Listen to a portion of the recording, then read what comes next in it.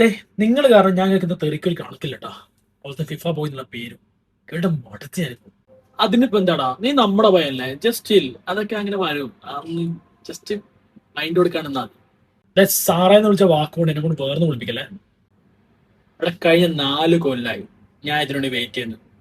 നിന്നെയൊക്കെ മുന്നിൽ കണ്ടുകൊണ്ട് തന്നെയാണ് ഞാൻ ഇത് അറിയാൻ തിരിച്ചതും. ഇനിയിപ്പോ നിന്നെയൊക്കെ വിറ്റിട്ടാണെങ്കിലും ഞാൻ ഇത് മുന്നോട്ട് കൊണ്ടു.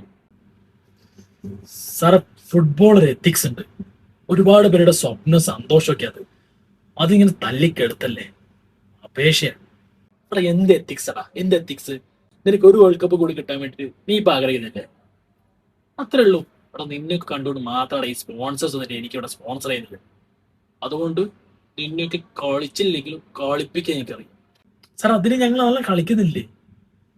1-2 ചാൻസ് മിസ്സായെന്നല്ലാണ്ട് ഞങ്ങൾ നല്ല കളിച്ച് മുന്നോട്ട് പോകുന്നില്ലേ? പിന്നെ എന്തിനാ സാർ അങ്ങനെ ഒരു നീ കളിക്കില്ല ആരും പറഞ്ഞ? പക്ഷെ ഒരു ഒരു സേഫ്റ്റി കണ്ടില്ലേ, ഇത് കണ്ടില്ലേ, സേഫ്റ്റി പ്രിക്കോഷൻസ് അങ്ങനെ ഇട്ടരും.